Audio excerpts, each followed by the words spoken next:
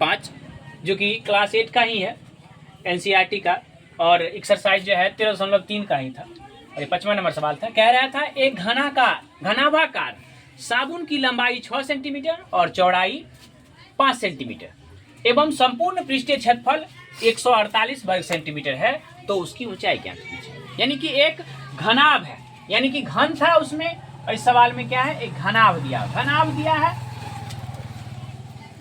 तो हम लोग एक घनाभ का डायग्राम बनाते हैं पहले।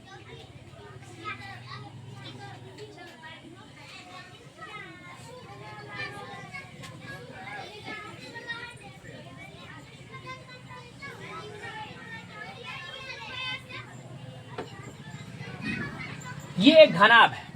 घनाभ में लंबाई होता है, चौड़ाई होता है और ऊंचाई होता है।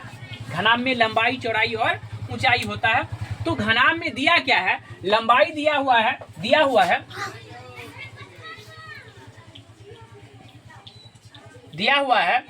लंबाई दिया हुआ है।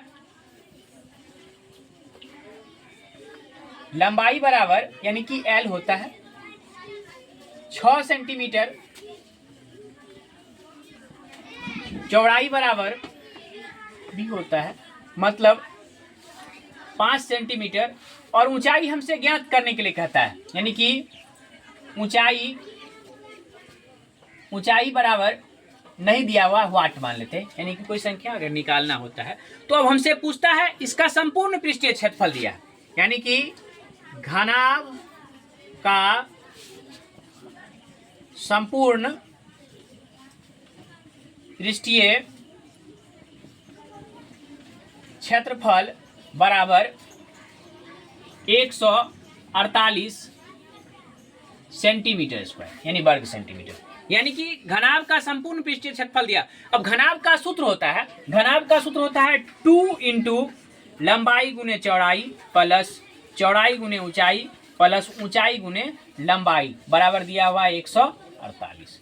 अब यहां से हमको दो लंबाई दिया हुआ है 5 सेंटीमीटर, 6 सेंटीमीटर लंबाई दिया हुआ है, 6 सेंटीमीटर, और चौड़ाई दिया है 5 सेंटीमीटर, प्लस यहाँ पर चौड़ाई दिया है 5 सेंटीमीटर, ऊंचाई तो दिया ही नहीं है, ऊंचाई h रहने देते हैं, प्लस ऊंचाई नहीं दिया हुआ है, लंबाई दिया हुआ है 6 सेंटीमीटर बराबर 148।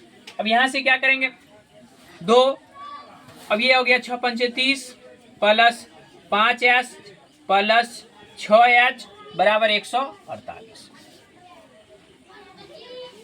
अब ये हो गया, 2 से इधर ले जाते हैं, 2 को इधर ले जाते हैं, यहाँ गुना में है, वो चले जाएगा तो उधर क्या हो जाएगा, भाग में हो जाएगा, यानी 30 प्लस 11h बराबर 148/2, यानी कि 74 दूना 148 होता है, यानी कि 11h बराबर 74 माइनस 30, तो 11h बराबर हो गया 44।